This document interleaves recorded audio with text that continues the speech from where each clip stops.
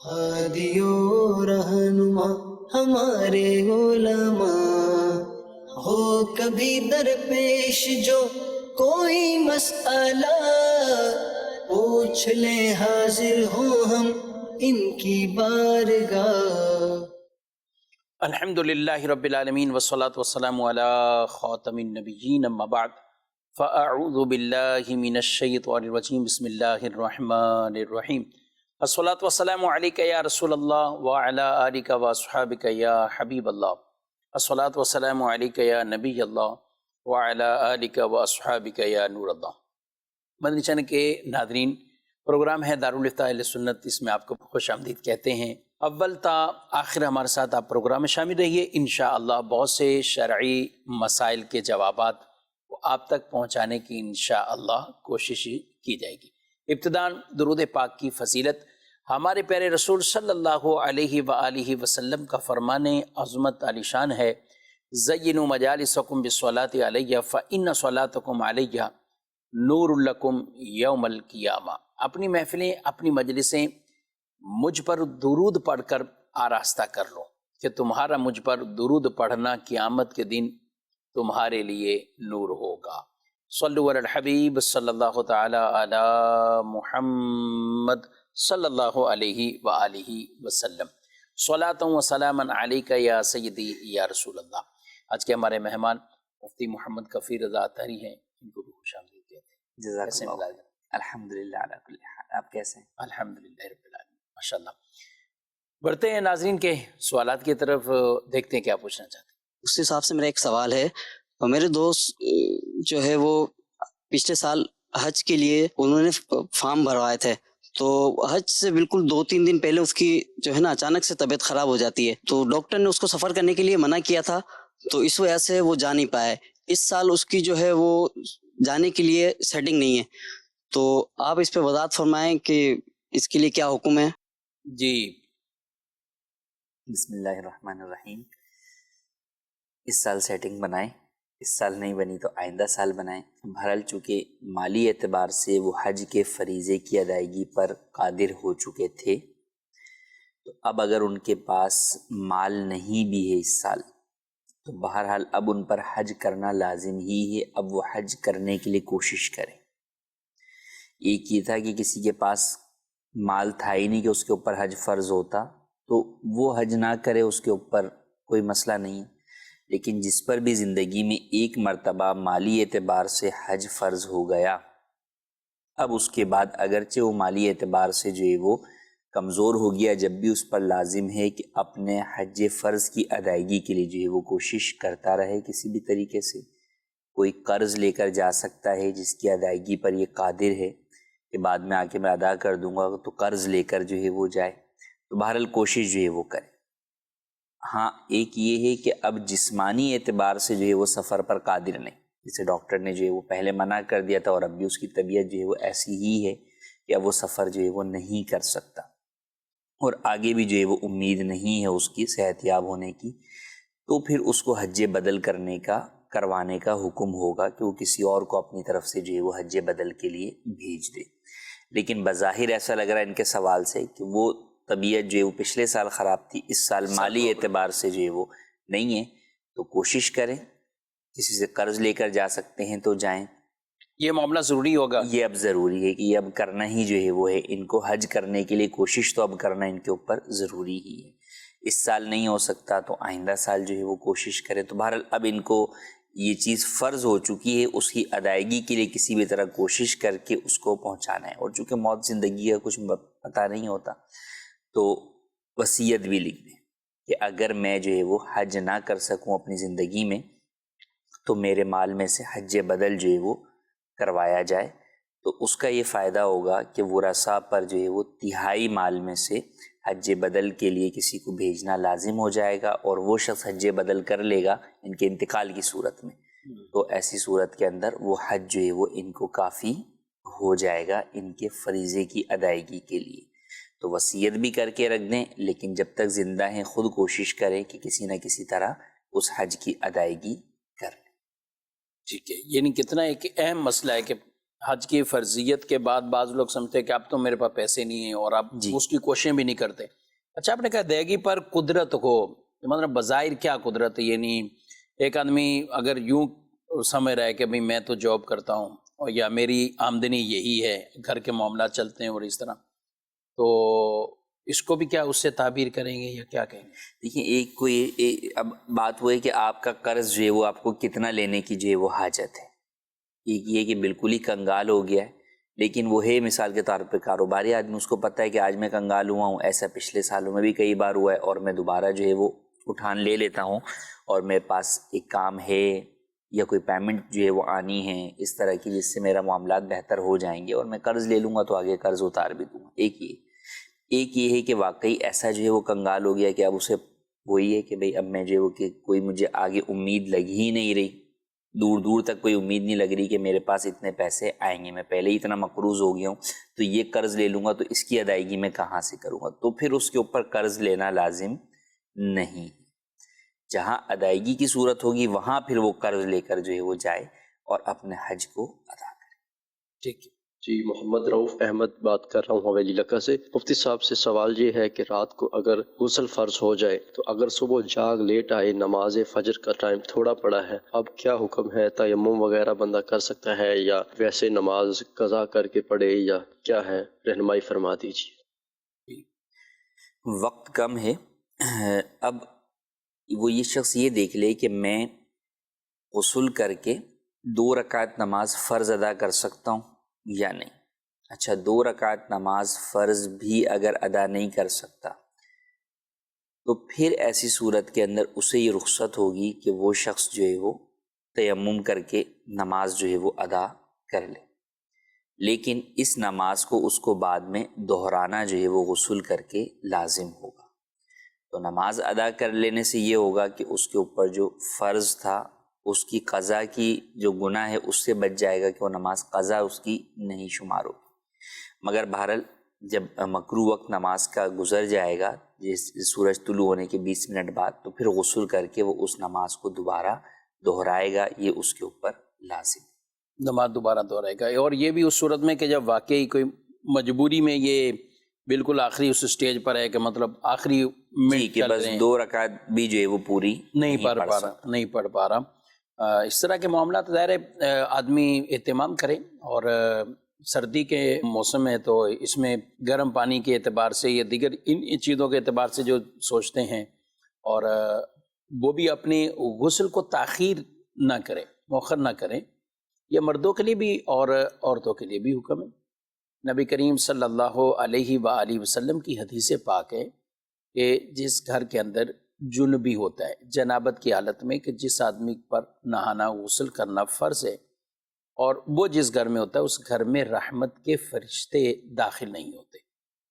تو یوں تاخیر والا معاملہ نہیں ہونا چاہیے، اور بالخصوص ایسی تاخیر کہ جس کی وجہ سے نمازیں قضا ہو جائیں تو پھر یہ جائز نہیں ہوتا. ویسے قدرے کچھ تاخیر ہو جانا، لیکن کسی نماز کا وقت نہ چلے جانا. لہذا جب بھی اس طرح کے معاملات ہو تو خود بھی اہتمام سے ہی اٹھنا چاہیے، مردوں کو بھی عورتوں کو بھی. فجر کی نماز کے لیے بالخصوص اہتمام سے کہ ظاہر ہے جو بھی عوارضات ہیں اس سے آدمی نکل کر پاک صاف ہو کر وہ وقت کے اندر اندر نماز کی ادائیگی کر سکے. یہ بہت اہم اور ضروری ہے. مزید سوال. میں راوی اسحاق ستیانہ بنگلہ سے بول رہا ہوں. میں مولانا سے سوال کرنا چاہتا ہوں کہ میں پیش امام کے پیچھے نماز پڑھتا ہوں، پیش امام مغرب اور عشاء کے نفل چھوڑ دیتا، کیا یہ جائز ہے یا ناجائز ہے؟ اس بارے میں میری رہنمائی کر دیں مہربانی. جی، نوافل جو ہے وہ پڑھنے چاہیے، اور نوافل پڑھنے کا جو ہے وہ فضائل اور ثواب بھی جو ہے وہ احادیث میں بیان کیے گئے، بالخصوص وہ نوافل جو کہ فرض نمازوں کے ساتھ ہیں. لیکن اگر کوئی شخص جو ہے وہ ان نوافل کو نہیں پڑھتا تو وہ گناہ گار نہیں ہے، یا اس کا یہ عمل جو ہے وہ ناجائز و گناہ نہیں ہے. اس وجہ سے اس کی امامت پر جو ہے وہ حرف نہیں آئے گا، آپ اس کے پیچھے جو ہے وہ نماز ادا کر سکتے ہیں.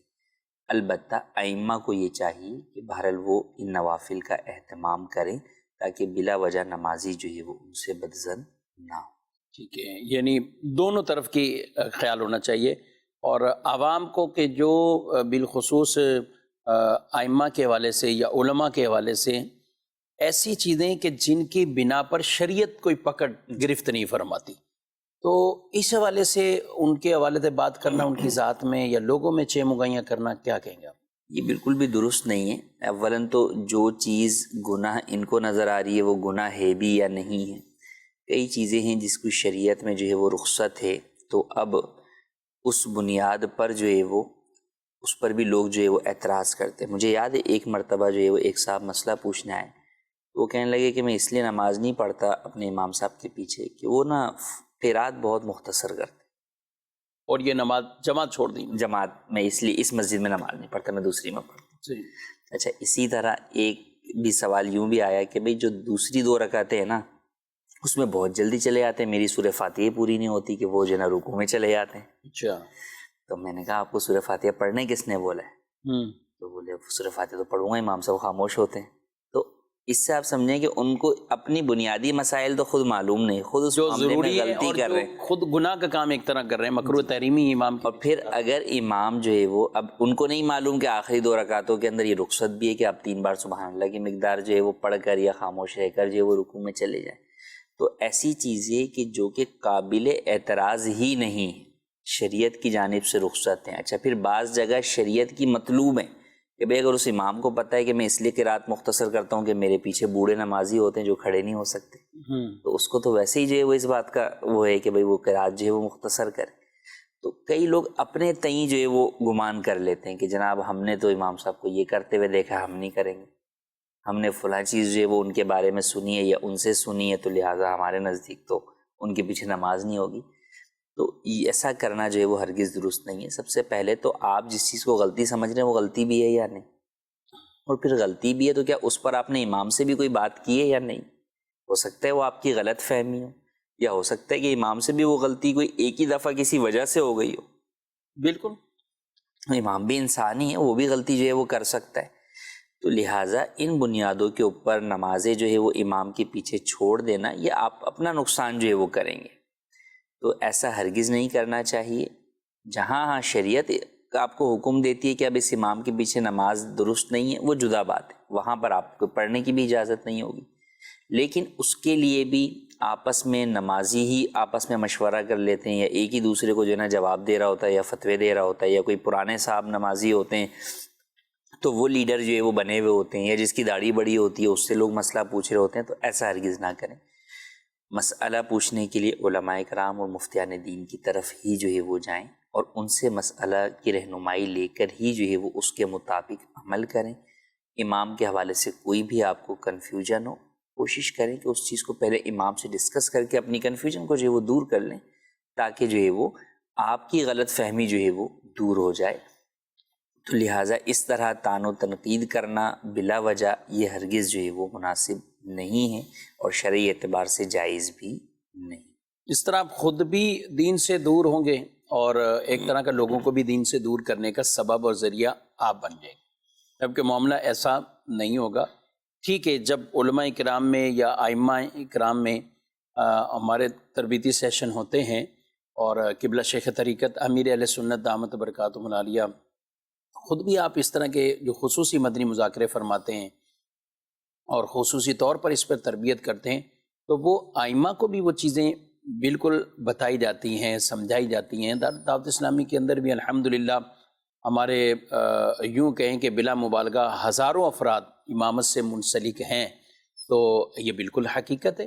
پاکستان بھر کی بات کریں بلکہ دنیا بھر کے اندر الحمدللہ دعوت اسلامی سے جو بطور خاص ذکر کریں کہ فارغ التحصیل ہو کر پھر آگے منصب امامت پر ہیں، اور اسی طرح دیگر اور بھی جو بھی علماء اہل سنت ہیں اور دیگر اہل سنت کے مدارس سے فارغ التحصیل ہو کر بھی امامت کر رہے ہوتے ہیں، تو ہمارے سالانہ ایک سیشن تو لازمی قبلہ شیخ طریقت امیر اہل سنت دامت برکاتہم العالیہ کے ساتھ ہوتا ہے، اور وہ خود ان معاملات میں ائمہ کی باقاعدہ تربیت فرماتے ہیں کہ یہ چیزیں نہیں ہونی چاہیے۔ ٹھیک ہے، لیکن ایک عوام کے لیے کہ عوام کب کوئی ڈیسیجن لے لے، اس کے خلاف وزن ہو جائے یا کوئی ایسا معاملہ ہو، اس پہ ہمیں ضرور دیکھنا چاہیے کہ شریعت اس معاملے کو کیا کہتی ہے۔ تو دارالفتاء اہل سنت کے نمبرز اپنے پاس آپ رکھ لیجئے. جب بھی کبھی ایسا معاملہ ہو کہ آپ کسی عالم دین سے خواہ بزن ہونا ہے کہ یہ واقعی قابل اعتراض بات بنتی ہے یا نہیں بنتی. قابل اعتراض اگر نہیں بنتی تو پھر تو آپ خود اللہ کی بارگاہ میں توبہ کریں کہ اس طرح کی بات کرنی نہیں چاہیے، ٹھیک ہے.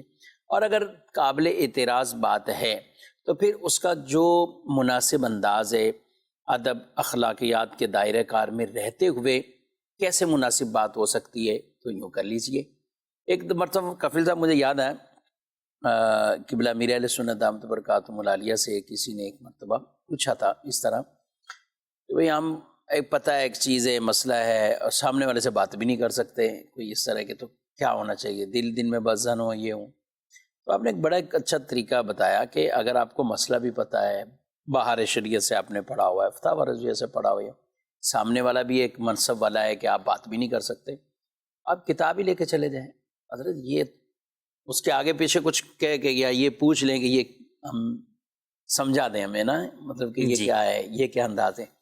تو عین ممکن ہے دو فائدے ہوں گے. ایک تو اگر ان کی توجہ نہیں ہے تو توجہ چلی جائے گی. دوسرا یہ ہے کہ آپ کو سمجھاتے سمجھاتے امید ہے کہ وہ ان کے ذہن میں بھی یہ بات آ جائے گی، تو یوں کچھ مسائل اور ایسے پیدا نہیں ہوں گے. تو ان چیزوں کا خیال رکھنا چاہیے. بڑھتے ہیں اپنے مزید سوالات کی طرف، بلکہ ایک پیکج ہماری ٹیم نے سوال کی صورت میں تیار کیا ہے، دیکھتے ہیں اس میں کیا پوچھنا چاہتے ہیں.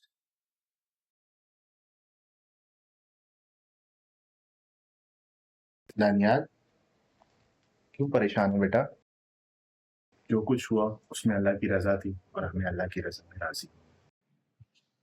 جی سہیل بھائی، میں تو اللہ کی رضا پر راضی ہوں، لیکن اور بھی مسائل میرے سامنے آ رہے ہیں. آپ تو جانتے ہیں 4 ماہ قبل میری زوجہ کا انتقال ہو گیا تھا. میں جانتا ہوں دانیال، آپ اس وقت کتنا تکلیف میں تھے جب آپ کی بیگم کا انتقال ہوا. وہ تکلیف میں آج بھی محسوس کرتا ہوں، لیکن میری زوجہ کے گھر والوں نے میری اس تکلیف میں مزید اضافہ کر دیا ہے. آپ کی مرحوم بیگم کے گھر والوں نے آپ کی تکلیف میں اضافہ کر دی؟ میری کچھ سمجھ میں نہیں آیا. میری مرحوم زوجہ کے گھر والے مجھے فون کر رہے ہیں اور پریشان کر رہے ہیں، اور وہ یہ مطالبہ کر رہے ہیں کہ جب ہماری شادی ہوئی تھی اس وقت جو جہیز میں سامان دیا تھا وہ ہمیں وہ واپس کر دو. حالانکہ میری 2 بیٹیاں ہیں، ان کو ذرا یہ احساس نہیں ہو رہا یہ مطالبہ کرتے ہوئے. یہ سامان تو ان کے کام بھی آ سکتا ہے. مگر یہ سب وہ کیوں کر رہے ہیں؟ معلوم نہیں ہے وہ ایسا کیوں کر رہے ہیں. کیا وہ یہ سب نہیں جان رہے؟ آپ کی بھی 2 بیٹیاں ہیں اور یہ سب ان کے کام آ سکتا ہے. ان کی باتوں نے مجھے پریشان کر کے رکھ دیا ہے. کہاں جاؤں کچھ بھی سمجھ میں نہیں آ رہا. ایسا کرتے ہیں ہم کسی سے مشورہ کر لیتے ہیں. رکیے، پریشان نہ ہو، مدنی چینل پیش کر رہا ہے پروگرام دارالفتاء اہل سنت، جس میں آپ کی رہنمائی کریں گے مفتیان کرام. آئیے سنتے ہیں مفتی صاحب کیا فرماتے ہیں. جی، انتقال ہو گیا ہے اور ان کی اہلیہ کا اور سامان واپسی مانگ رہے ہیں، کیا ہونا چاہیے؟ بنیادی طور پر جو بھی جہیز جو ہے وہ دیا جاتا ہے میکے کی جانب سے وہ عورت کی ملکیت ہوتا ہے. ٹھیک. تو میکے والے بسا اوقات یہ سمجھتے ہیں کہ انتقال کی صورت کے اندر جو ہے وہ ہم نے دیا تھا لہٰذا ہمیں وہ پورا سامان جو ہے وہ واپس جو ہے وہ کیا جائے. حالانکہ جب وہ چیز عورت کی ملکیت ہے تو اب اس میں وراثت کے احکام جاری ہوں گے. ٹھیک. ترکہ تقسیم ہوگا، وہ سارا مال، چاہے وہ فرنیچر ہے، چاہے زیور ہے، چاہے جو ہے وہ برتن ہے، جو بھی چیز ہے عورت کی ملکیت ہے. تو کسی بھی شخص کی ملکیت والی جو بھی چیز ہوتی ہے اس میں اس کے انتقال کے بعد وراثت کے احکام جاری ہوتے ہیں. اب یہ دیکھا جائے گا کہ ورثاء میں کون کون جو ہے وہ ہیں موجود ہیں.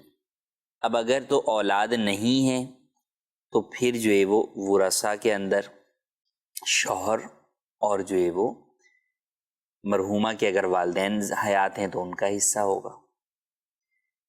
اگر اولاد ہے تو پھر ایسی صورت کے اندر بھی شوہر کا بھی حصہ ہوگا، اولاد کا بھی حصہ ہوگا، والدین زندہ ہیں تو ان کا بھی حصہ ہوگا. ہاں، اب حصوں میں فرق جو ہے وہ آ جائے گا کہ اگر جو ہے وہ اولاد نہیں ہے تو 50% جو ہے وہ شوہر کا ہو جائے گا ڈائریکٹلی، اور بقیہ 50% جو ہے وہ ماں باپ کے اندر جو ہے وہ تقسیم ہوگا. اگر باپ نہیں ہے تو پھر جو ہے وہ ماں کے ساتھ مرحومہ کے بھائی بہنوں میں بھی جو ہے وہ کچھ حصہ جو ہے وہ جائے گا، لیکن وہ بقیہ 50 میں سے جائے گا، 50 تو شوہر کی طرف ہی آ جائے گا. اور اگر اولاد ہے تو ایسی صورت کے اندر 25% جو ہے وہ شوہر کا ہوگا، بقیہ کچھ اولاد کا اور کچھ جو ہے وہ مرحومہ کے والدین کا ہوگا۔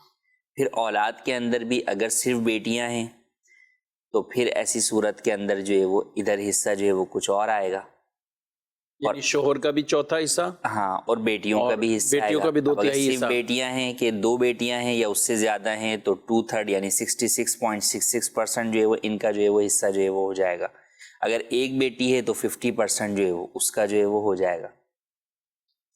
تو یوں مختلف احکام ہیں۔ بیٹا ہے تو پھر ایسی صورت کے اندر اگرچہ مرحومہ کے والد جو ہے وہ نہ ہوں، بہن بھائیوں کی طرف نہیں جائے گا، کہ بیٹا ہوگا تو پھر جو ہے وہ اس کے اوپر ہی آ کر حصہ ختم ہو جائے گا۔ ہاں، ماں کو جو ہے وہ ضرور جو ہے وہ ملے گا، ماں باپ جو بھی ماں باپ ہیں ان کو حصہ ملے گا۔ تو دونوں طرف جو ہے وہ کچھ غلط فہمیاں ہوتی ہیں، جیسے اس سوال کے اندر بھی انہوں نے کہا بھی میری بیٹیاں ہیں، تو اگرچہ بیٹیاں ہیں تو اس کا یہ مطلب نہیں ہے کہ مرحومہ کے والدین کا حصہ ختم ہو گیا، ان کا حصہ ہے جو انہیں دیا جائے گا۔ اسی طریقے سے مرحومہ کے والدین یہ سمجھیں کہ نہیں جناب ہماری بیٹی تو چلی گئی، لہٰذا ہمارا جہیز پورا واپس دیا جائے، تو ان کو وہ پورا واپس جو ہے وہ نہیں ملے گا، وہ اپنے حصے کی مقدار ہی جو ہے وہ اس میں سے لے سکتے ہیں۔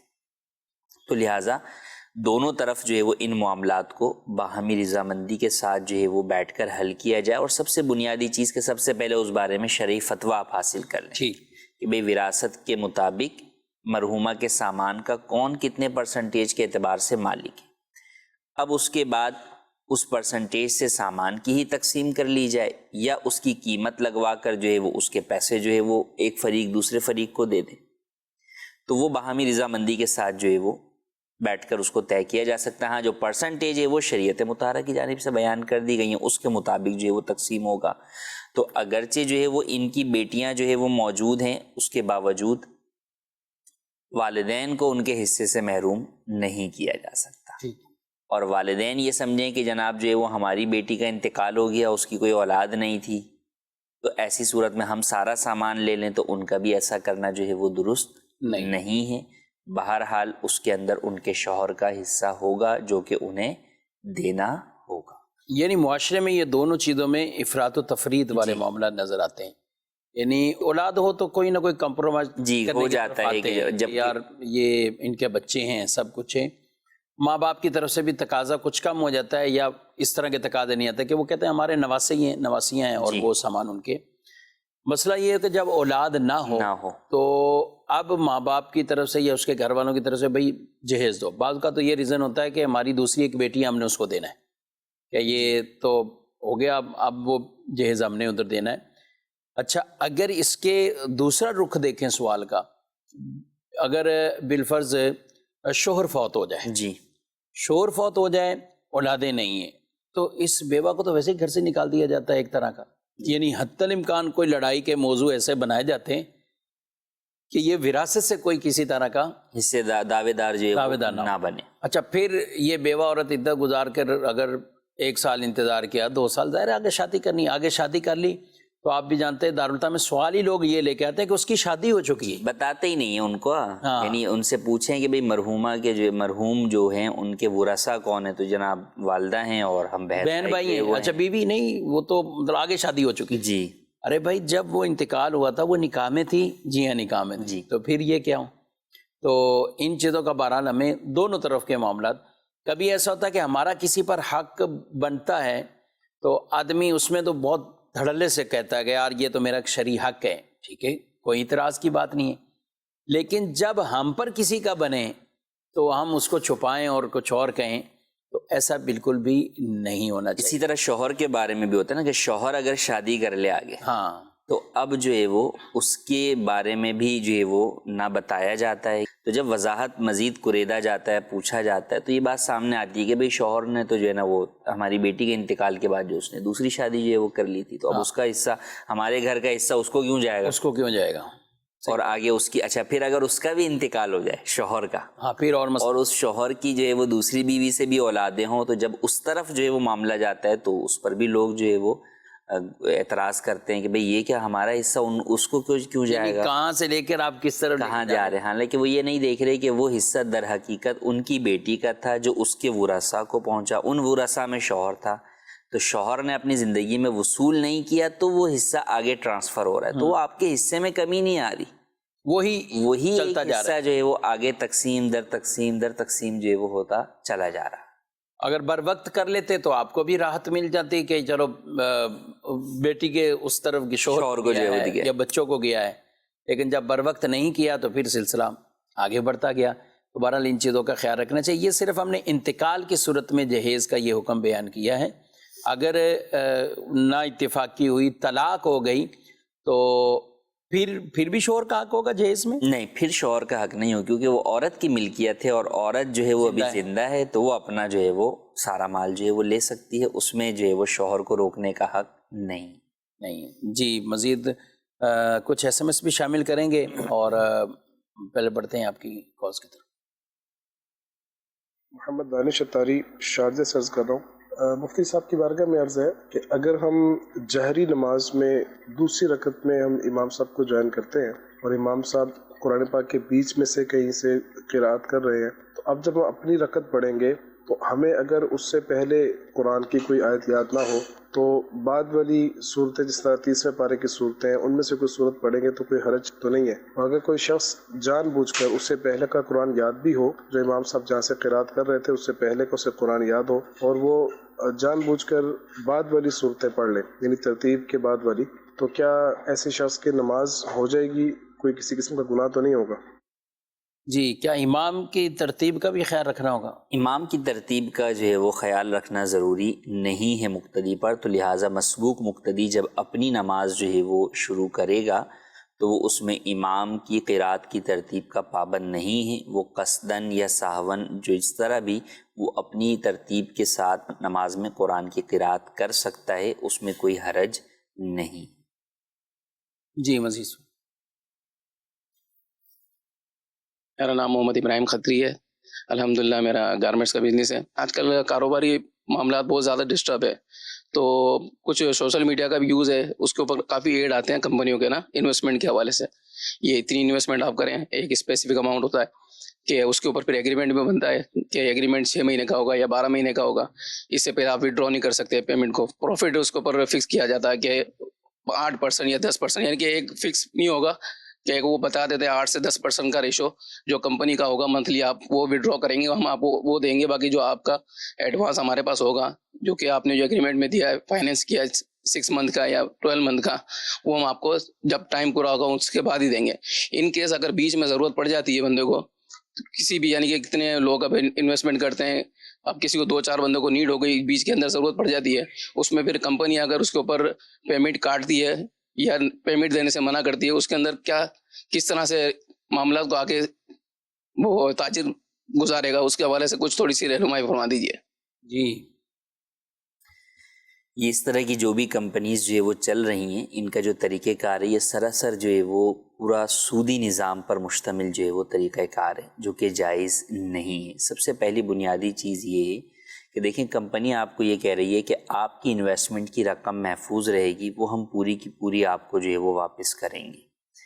حالانکہ جو انویسٹمنٹ یعنی پارٹنرشپ کی بنیاد ہے وہ نفع نقصان دونوں کی بنیاد پر پارٹنرشپ ہوتی ہے. نقصان نہ ہو کاروبار میں وہ ایک جدا بات ہے، لیکن کم سے کم شروع میں ٹرمز اینڈ کنڈیشنز اسی بنیاد پر ہوتی ہیں کہ جناب نفع اور نقصان دونوں میں شریک ہوں گا.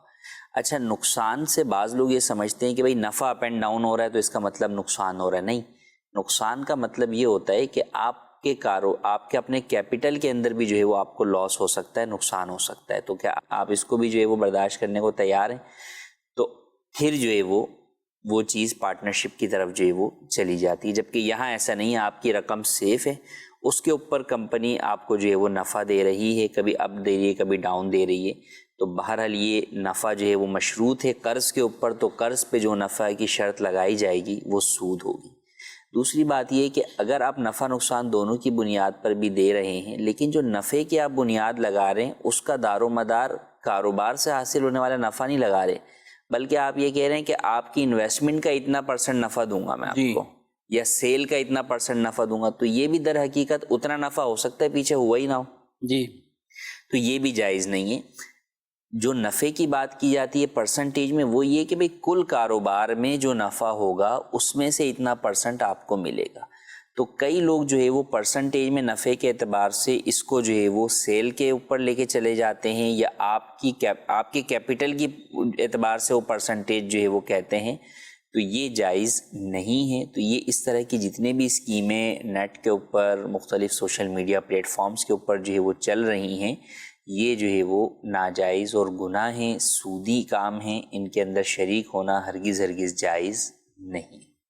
کچھ SMS بھی شامل کرتے ہیں، یہ کہہ رہے کہ آپ نے بتایا ہے کہ اگر فرض غسل کی بجائے تیمم کر کے آخری وقت میں نماز پڑھ لی جائے تو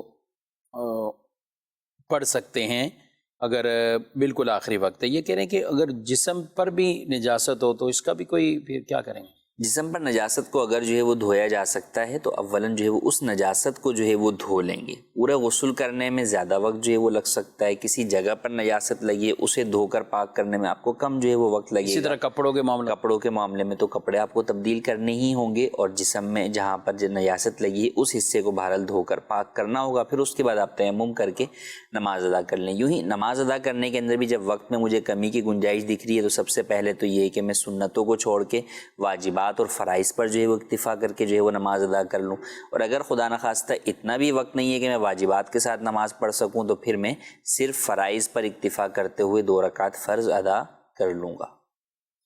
اچھا جی، گیمز وغیرہ کی کمائی کا کیا حکم ہے؟ گیم کھیلنا چونکہ لہو ہے، اور لہو جو ہے وہ حدیث پاک کے اندر اس کو باطل قرار دیا گیا، سوائے چند کھیلوں کے جن میں تیر اندازی ہے، گھڑ سواری بھی ہے وغیرہ۔ تو عام طور پر جو ہمارے ہاں ویڈیو گیمز وغیرہ کھیلے جاتے ہیں تو وہ ویسے بھی لہو کے اعتبار سے بھی باطل ہے، اور اس وجہ سے بھی ناجائز ہیں کہ ان میں میوزک ہوتا ہے، ان کے اندر بے پردہ عورتوں کی جو ہے وہ تصاویر ہوتی ہیں۔ کئی گیم وہ ہوتے ہیں جن کے اندر جو ہے وہ کفریہ چیزیں بھی جو ہے وہ شامل ہوتی ہیں۔ تو بہرحال جو ہے وہ گیم کھیلنا بھی جائز نہیں ہے، جو کام کرنا جائز نہیں ہے تو اس کی آمدنی بھی حرام ہے۔ اچھا جی، اگر نماز میں کسی وجہ سے کوئی غلطی ہو گئی ہو کہ جماعت ہی دوبارہ قائم کر رہے ہیں تو کیا نئے مقتدی بھی شامل ہو سکتے ہیں؟ اگر نماز واجب الاعادہ ہوئی ہے، کوئی جو ہے وہ واجب چھوٹ گیا تھا، سجدہ سہو نہیں کیا یا جان بوجھ کر چھوٹا تھا، اب اگر آپ نماز واجب الاعادہ ہے تو نئے مقتدی شامل نہیں ہو سکتا، اور اگر نماز فاسد ہو گئی، ٹوٹ گئی نماز، تو پھر نیا مقتدی بھی شامل ہو سکتا ہے۔ جی، مزید بھی کچھ سوالات ہیں اور ان کو بھی شامل کریں گے، آپ کی کچھ کالز لیں۔ حضور، میرا سوال یہ ہے کہ مسجد کا امام کے لیے کا گھر بنا رہے تھے، اور مستری نے کہا کہ 3-4 گارڈر چاہیے۔ ہم نے پڑوس سے کسی کے گھر سے 3 گارڈر لائے اور ادھر رکھ دیے، کام کرتے رہے، لیکن ایک گارڈر وہاں سے کسی نے چرا لیا۔ اب وہ کہہ رہے ہیں ہمارا گارڈر ہمیں واپس دو، تو کیا وہ مسجد کے چندے سے پیسے دیے جائیں گے گارڈر کے، یا پھر جس نے لائے تھے وہ دیں گے؟ جی، آپ کسی کی جو ہے وہ کوئی چیز جو ہے وہ لے کر جو ہے وہ آتے ہیں بطور امانت، وہ آپ کے پاس ہوتی ہے، اگر وہ استعمال کے لیے آپ کو جو ہے وہ دے رہا ہے تو اب ایسی صورت کے اندر بہرحال اس کی حفاظت ضروری ہے۔ اگر واقعی جو ہے وہ مسجد انتظامیہ نے اس کی جو حفاظت کرنی تھی وہ نہیں کی تو اب ان کو اس کی قیمت یا وہ گارڈر جو ہے وہ اس شخص کو دینا ہوگا۔ اب جس کی غفلت سے جو ہے وہ چیز بہرحال چوری ہوئی ہے، تاوان اسی پر لازم ہوگا۔ ٹھیک ہے۔ یہ ایک سوال ہے کہ کہتے ہیں کہ میری 7 سال کی ایک ہی بیٹی ہے اور 38 سال ان کی خود عمر ہے، تو میری جو بھی وراثت ہوگی میری بیٹی کو ملے گی میرے مرنے کے بعد، کیا کہتے ہیں؟ بیٹی کو بھی ملے گی، آپ کی جو ہے وہ زوجہ کو بھی ملے گی، آپ کے والد والدین اس وقت حیات ہوں گے تو انہیں بھی ملے گی۔ اگر والد حیات نہیں ہوئے تو پھر ایسی صورت کے اندر ان افراد کو ملنے کے بعد کچھ حصہ وراثت کا بہن بھائیوں کی طرف بھی جائے گا، کیونکہ جب بیٹا نہ ہو تو پھر وراثت جو ہے وہ بہن بھائیوں کی طرف بھی جاتی ہے، بیٹا بھی نہ ہو اور والد بھی موجود نہ ہو تو پھر جو ہے وہ بہن بھائیوں کی طرف جاتی ہے۔ اگر بیٹا موجود ہے تو پھر بہن بھائیوں کی طرف نہیں جائے گی، اسی طرح مرحوم کے اگر والد حیات ہیں تو بھی بہن بھائیوں کی طرف نہیں جائے گی۔ یعنی بیٹی ہے تو سیدھا سیدھا آدھا حصہ بیٹی کو. ایک بیٹی ہے تو جو ہے وہ آدھا حصہ یعنی 50% جو ہے وہ اسے جو ہے وہ جائے گا. صحیح. یہ مسئلہ تو ہر ناظرین کو اور ہر سننے والے کو یاد رکھنا چاہیے کہ اگر آپ کی اولاد میں سے بیٹیاں ہی ہیں، چاہے 2 ہوں 3 ہوں 4 ہوں، بیٹا نہیں ہے، تو پھر یہ بات طے ہے کہ آپ کی وراثت میں سے کچھ حصہ آگے جائے گا. یہ ضرور ہے ان کو، یعنی یہ ہر ایک کو سمجھنا چاہیے. اور ایسے لوگوں کو بطور خاص، بیٹا ہوگا نا تو پھر تو کوئی پوچھتا بھی نہیں عام طور پہ، لیکن بیٹیاں ہوں تو بھی لوگ کہتے ہیں کہ ماں باپ ہم، یعنی آگے نہیں پوچھتے، کہتے بیٹیاں ہیں، بیٹیوں کا تو زیادہ حق بنتا ہے.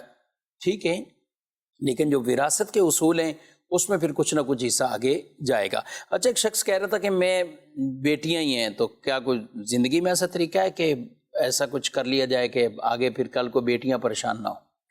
دیکھیے، بیٹیاں پریشان نہ ہوں، بیٹیوں کا حصہ تو موجود ہی ہے. اصل تو اس کو بھی دیکھا جائے کہ وہ کتنا جاتا ہے. دیکھیں، اگر آپ کی 2 بیٹیاں تو 66% تو جو ہے وہ آپ کی بیٹیوں میں ہی جو ہے وہ تقسیم جو ہے وہ ہو جاتا ہے.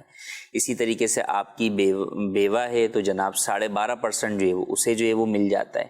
تو اچھا، آپ کی والدہ بھی موجود ہیں تو ان کی طرف بھی جو ہے وہ کچھ چلا جاتا ہے. تو یوں جانے والا حصہ بہت تھوڑا ہوتا ہے. تو جب جانے والا حصہ بہت تھوڑا ہے تو ہمیں جو ہے وہ اس معاملے کے اندر فکر مند جو ہے وہ نہیں ہونا چاہیے. بھائی ٹھیک ہے، وارث کو جس کا حق ہے اس کے پاس ہی جو ہے وہ جا رہا ہے، تو ہمیں اس وارث کا حق جو ہے وہ بلا وجہ ختم نہیں کرنا چاہیے. یعنی اگر بیوہ ہوتی نا تو تب بھی اب ماں باپ ہوتے ہیں. یہ زیادہ سوالات گردش لوگوں کو کرتے ہیں کہ جب بیٹیاں ہوں اور مثال کے طور پہ کوئی بیوہ خاتون ہی ہے، اب اس کی آگے بیٹیاں ہیں، جی ٹھیک ہے، اور شوہر بھی نہیں ہے اور نہ ہی شوہر کے والدین ہیں کوئی اور، یعنی اب ان کو ہوتا ہے کہ حصہ پھر بھی کہیں اور آگے جائے گا.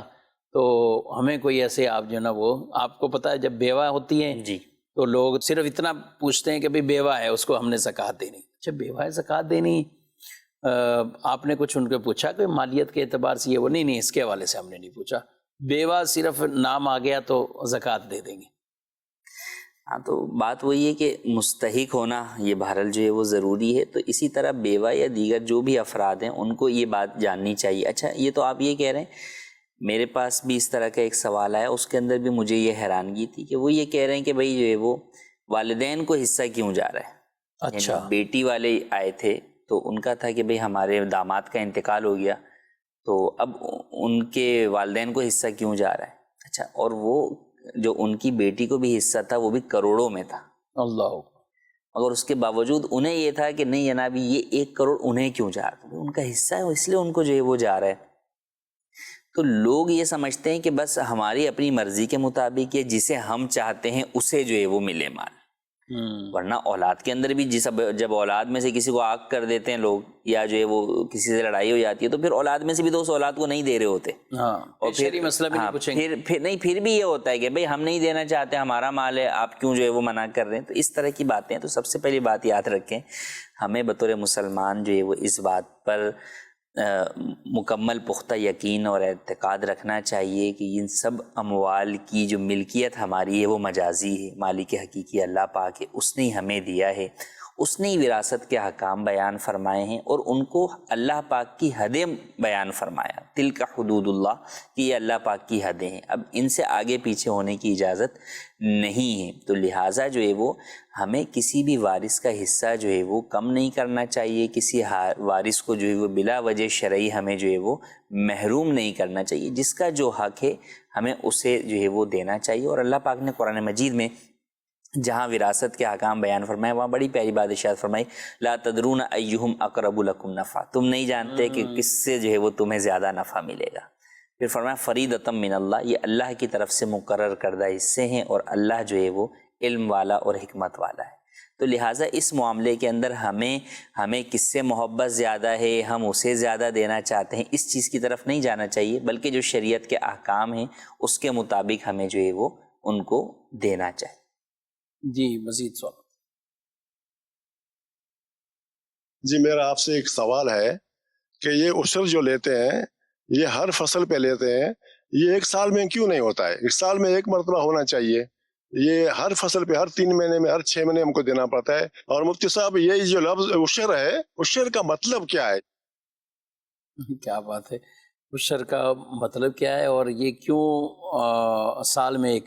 تو آپ سال میں ایک ہی فصل اتاریں تو آپ کو ایک ہی دفعہ دینا پڑے گا، جب آپ فصلیں اتنی اتار رہے ہیں کیا کہیں گے آپ؟ عشر کا معنی پہلے انہوں نے پوچھا تو اس کا مطلب ہوتا ہے 10واں حصہ، تو 10واں حصہ عشر 10واں حصہ لازم ہوتا ہے، تو لہٰذا اس اعتبار سے اسے عشر بھی کہا جاتا ہے۔ بنیادی طور پر آپ دیکھیں کہ انسان جو زمین سے پیداوار حاصل کر رہا ہے یہ انسان کے بس کی چیز نہیں ہے، یہ اللہ پاک کی قدرت ہی ہے کہ زمین سے آپ جو ہے وہ پیداوار جو ہے وہ حاصل کر لیتے ہیں، کہ اس کا زمین کو حکم ہوتا ہے تو ہمیں وہ پیداوار جو ہے وہ ملتی ہے۔ تو لہٰذا اس اعتبار سے وہ پیداوار آپ کو جتنی مرتبہ مل رہی ہے آپ کو جو ہے وہ گویا کہ شکرانے کے طور پر یہ جو ہے وہ ادا کرنا ہے اس کا عشر، تو جتنی مرتبہ آپ پیداوار حاصل کریں گے اتنی مرتبہ آپ پر گویا کہ یہ عشر لازم ہوگا، تو ہر دفعہ جو ہے وہ دینا چاہیے۔ ہمیں یہ سوچنا چاہیے پچھلی قوموں کا اگر ہم پڑھیں تو ان کے ہاں زکوٰۃ 25% لازم تھی، 25%، یعنی جتنا کچھ چوتھا حصہ زکوٰۃ، جی، یعنی 1 لاکھ میں سے 25,000 ان کے اوپر زکوٰۃ، تو ہم پر تو جو ہے وہ زکوٰۃ 2.5% ہے 40واں حصہ، اور عشر جو ہے وہ 10واں حصہ ہے، اور بعض صورتوں میں 20واں جو ہے وہ حصہ جو ہے وہ ہوتا ہے، یعنی 10% ہے یا 5% ہے، تو یہ اب بھی بہت کم ہے۔ اور ان سب چیزوں میں بنیاد ہم وہی رکھیں کہ اللہ نے کئی جگہ ارشاد فرمایا کہ جو ہم نے تمہیں دیا رزق اس میں سے تم جو ہے وہ خرچ کرو، تو یہ ہم یہ نہ سمجھیں کہ یہ ہمارا ہے، جب ہم اپنا سمجھ کے یوں کرتے ہیں تو پھر ہمیں لگتا ہے کہ یہ چیز جو ہے وہ ہمارے پاس ہی ہے، تو سب کچھ اللہ پاک کا دیا ہوا ہے، وہ ٹوٹل بھی ہم سے جو ہے وہ اگر طلب فرمائے تو مانگے، اللہ پاک کو حکم دے ادا کرنے کا تو ہم جو ہے وہ ادا کرنے کے پابند ہیں، تو وہ تو ہم سے تھوڑا سا حصہ جو ہے وہ کہہ رہا ہے کہ راہ خدا میں خرچ کرو، تو ہمیں خرچ کرنا چاہیے، اور انشاءاللہ اس خرچ کرنے سے ہماری پیداوار میں، ہماری جو ہے وہ چیزوں کے اندر، ہمارے مال میں نقصان نہیں ہوگا، انشاءاللہ برکت ہی ہوگی۔ اور اکثریت جو تعداد ہے تو وہ عشر یعنی 10واں حصہ ان پہ شاید لازم نہیں ہو رہا ہوتا، 20واں ہو رہا ہے، یعنی کم ہو رہا ہے، 5% وہ ہو رہا جو ٹیوب ویل وغیرہ کے ذریعے سے جو ہے وہ جی ہاں، سولر سسٹم کے ذریعے پانی جو ٹیوب ویل چلاتے ہیں اور اس سے پانی لیتے ہیں یا پانی خریدتے ہیں، اور اکثر اسی طرح ہی ان کا پانی ہوتا ہے، یعنی بارش کی وجہ سے یا بالکل جو فری والا عام پانی ہوتا ہے اس پانی، نہری پانی، دریائے پانی، اس سے ان کی فصلیں نہیں بلکہ وہ ٹیوبل والا پانی جو خرید کر باقاعدہ فصلوں کو دیتے ہیں، تو وہاں پر عشر یعنی 10واں نہیں ہے بلکہ 20واں حصہ یعنی 5% بن جائے گا، تو اس اعتبار سے بھی مطلب کمی واقع ہوتی ہے، تو اس میں بھی آپ شرعی مسئلہ سیکھنا چاہیے۔ اچھا، فصلیں اگا رہے ہوتے ہیں نا، جیسے ایک وائرس ہوتے ہیں نا، ایک وائرس آتا ہے تو وہ پورے سسٹم کو بلاک کر دیتا ہے، سسٹم کو خراب کرتا ہے، تو اس میں بھی کچھ ایسے جو نا وہ کیڑے یا کوئی ایسی چیز فصل کو اگر لگی تو جس سے کافی فصل کا نقصان ہوتا ہے، تو جب کسان حضرات یہ اگا رہے ہوتے ہیں نا تو ان کا بڑی کانٹ چھانٹ ہوتی ہے بھی کہیں وہ آنا نہیں چاہیے، پوری فصل کو کچھ ایسا نہ ہو جائے، یعنی اس وقت تو یہ دعائیں ہوتی ہیں کہ ہماری فصل اچھی ہو، پوری فصل آباد رہے اور ہم فصل کاشت کرنے میں، کاٹنے میں کامیاب ہو جائیں، تو اس وقت جیسے آپ اللہ کی بارگاہ میں ایک طرح کا رجوع کیے ہوئے ہیں، کیونکہ یہ ایسی چیز ہے کہ اللہ کی دست قدرت میں رب نے اس کو اگانا ہے اور یہ فصل کو جیسے بھی باہر آتی ہے اور آپ کو یہ نفع ملتا ہے، تو اس وقت یہ نیت بھی شامل رکھیں کہ یہ ہوگی تو میں انشاءاللہ اس کا پورا پورا دائرے عشر بھی ادا کروں گا، تو اس کی آپ کو برکتیں نصیب ہوگی، ورنہ آپ دیکھتے ہیں کبھی کبھی کفیل صاحب پوری فصل تیار ہوتی ہے، ایسی آندھی چلی، ایسی ہوا چلی یا کچھ ایسا ہو گیا کہ پوری کی پوری فصلیں کھڑی فصل جو ہے کھڑی فصلیں، اور یہ کوئی ایسی بعید بات نہیں، آپ قرآن مجید فرقان حمید کی سورہ قلم آپ پڑھ کے دیکھیے تو اس کے اندر اللہ پاک نے ان باغ والوں کا پورا واقعہ بیان کیا ہے کہ جو پورا کا پورا تباہ ہو گیا، جن کی نیتیں اچھی نہیں تھی، نیتیں ان کی یہ تھی کہ ہم اللہ کی راہ میں خرچ نہیں کریں گے، مساکین کو نہیں دیں گے، تو پورا باغ حالانکہ تیار تھا، جب وہ پھل اتارنے گئے تو وہ ساری کی ساری آگ لگ چکی تھی اور ختم ہو چکا تھا، تو اس لیے اپنے اموال کی پوری زکوٰۃ دیں تاکہ ہمارے اموال کا بھی تحفظ ہو۔ اللہ رب العالمین ہم سب کو ان باتوں پر عمل پیرا ہونے کی توفیق عطا فرمائے۔ ہمارے اس پروگرام کا وقت اپنے اختتام کو پہنچا، آپ سے اجازت چاہتے ہیں فی ہمارے ہادی و رہنما ہمارے علماء، ہو کبھی درپیش جو کوئی مسئلہ، پوچھ لیں حاضر ہوں ہم ان کی بارگاہ۔